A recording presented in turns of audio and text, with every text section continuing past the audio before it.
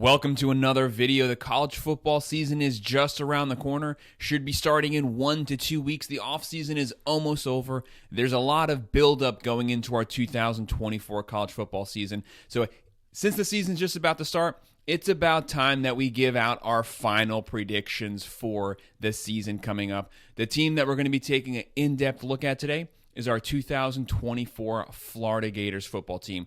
We are going to preview their entire roster, seeing who they added to this year's squad, who they lost from last year's squad, but also look over their entire schedule, trying to predict the outcome for every single game, which ones they're going to win, lose, and what we predict their final record will be. So let's go ahead and get started taking a look at our Florida Gators. Go ahead, hit that like button and subscribe. If you have any comments, drop them below and I will make sure to respond. So our 2024 Florida Gators. No one is coming into this season with a hotter seat than Billy Napier. He has 11 wins the last 2 seasons, 6 wins year 1, 5 wins last year. Did not qualify for a bowl game last season. There's no way that a team as talent-rich as the University of Florida should not be bowling at the end of the season. His seat is hot. He has to get a bowl game this year in order to save his job, but he definitely has things stacked against him this season. He has the hardest schedule I have ever seen in my life. They had the hardest schedule last season. They have the hardest schedule ever this year. They're playing 8 or 9 ranked teams. Their out-of-conference schedule is horrible. Potentially 3 out-of-conference opponents that they're playing that are going to be ranked this year. Really tough. They have to get a bowl game. You have Mertz back at quarterback. He had 20 touchdowns last year, 3 picks. He played really well after transferring from Wisconsin. They have Montrell Johnson back as the running back. He's going to be the bell cow. He's going to be getting a lot of carries. You have Eugene Wilson III at the wide receiver position. He's going to be getting the ball nonstop. He's a legit weapon, kind of like a Percy Harvin player. Feed him the ball.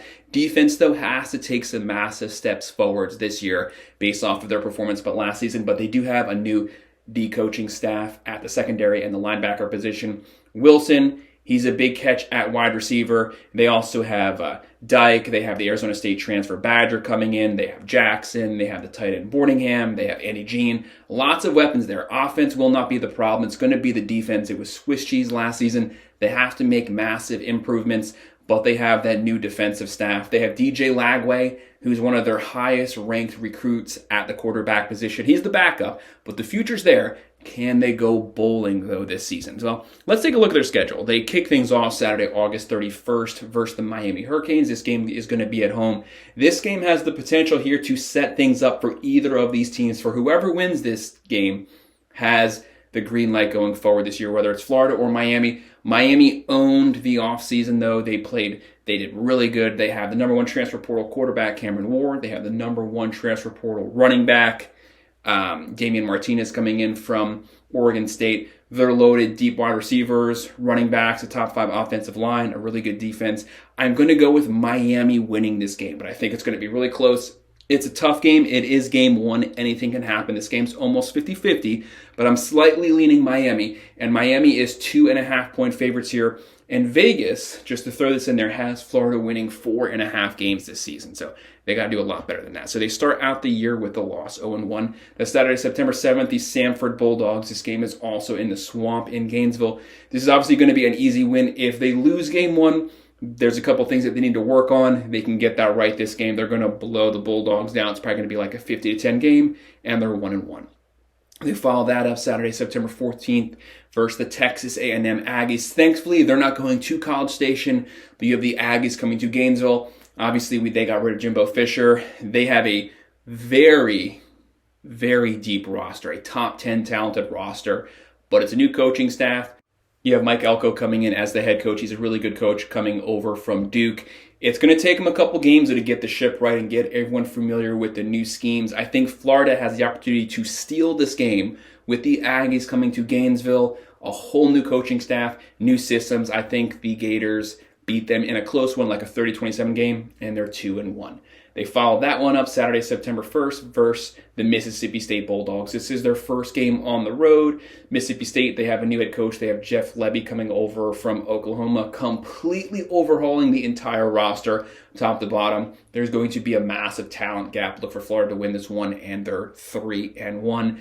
Then they have a bye week September 28th. They're 3-1, so they're riding pretty good right now. Saturday, October 5th, the UCF Knights. This game is in Gainesville. Another out-of-state game. Do not underestimate UCF. They have KJ Jefferson at the quarterback. They have a running back coming back. He had 1,300 yards last season. They're going to be running with the quarterback and the running back. So Florida's defense, specifically their D-line and linebackers, they better be on point this game because this one could easily get out of control. Gus Malzahn knows how to play the Gators. Gators can easily lose this one, but I'm going to go with them being fired up this game and Florida winning this game in a close one. Kind of a shootout, like a 34-27, 34-30 game, and Florida's 4-1. And then Saturday, October 12th, we have the at Tennessee Volunteers. Tennessee, they have Nico coming in, 5-star quarterback. This is going to be his first year as the full-time starter. This team has a lot of weapons. They still have Squirrel there at wide receiver. They had a top 30 defense last year, top 25 offense. They're going to be just as good this season. Kind of a fringe top 25 team. I have Tennessee getting the win at home. Florida drops to 4-2.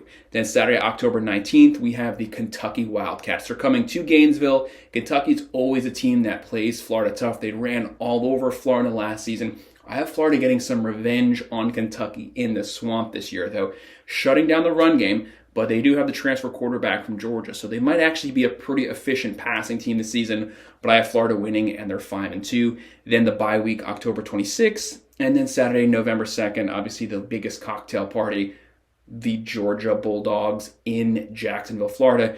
Georgia's going to be number 1 or number 2 at this point. I think it's going to be a really competitive game first half, but Georgia's talent cap, their physicality, they pull away second half. They win probably like a 38-24 game, and Florida drops to 5-3.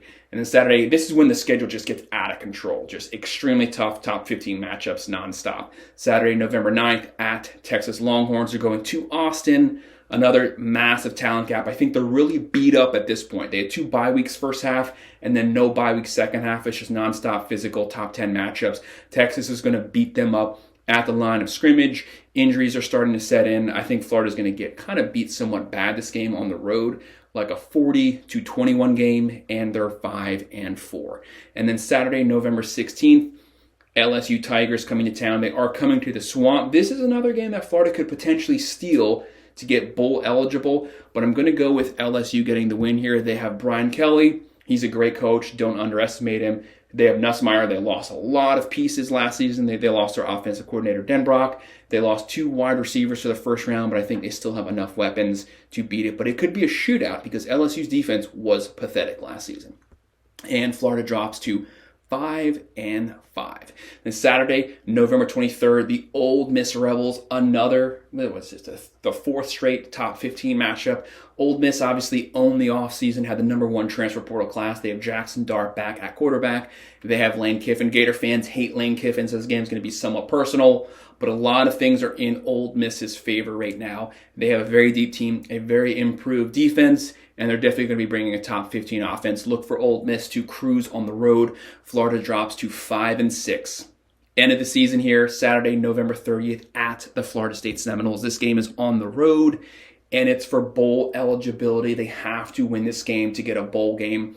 If you're going to beat Florida State, this is the season. Florida State's entire team basically is flipping over from last year to this year. A lot of guys off to the NFL. They have DJU coming in at quarterback. They're still a very deep team, top 15 roster, very talented, very deep on defense and on offense. They're going to be a run-heavy team. They're not going to be relying on the passing game. Florida can easily win this one, but I think Florida State pulls it out in a close one at home, like a 27-24, but Florida almost steals it at the very end. I have Florida finishing their regular season 5-7. I hate to say that, should not happen. I'm not even going to necessarily say it's fully Billy Napier's fault. This is the most difficult college football schedule I've ever seen. Just those last 5 or 6 games, that's atrocious. That's nonstop top 25 matchups. The cards are really stacked against Billy. He has to beat one of these top 15 or top 10 teams in order to get a bowl this season. Some people have them winning 8 games. Some people have them winning 3 or 4 games. I think they go 5-7, just over on the Vegas bets. potentially Billy Napier gets fired at the very end of the season. If you're a Florida fan, though, no matter what, you're going to get someone good there. Even if it's Billy, if he can do it this season, get 7 or 8 wins, that's going to put them on a massive trajectory going forward. So that's my breakdown of our 2024 Florida Gators. Hit that like button and subscribe. As I mentioned before, if you have any comments, drop them below and I'll make sure to respond. Thanks.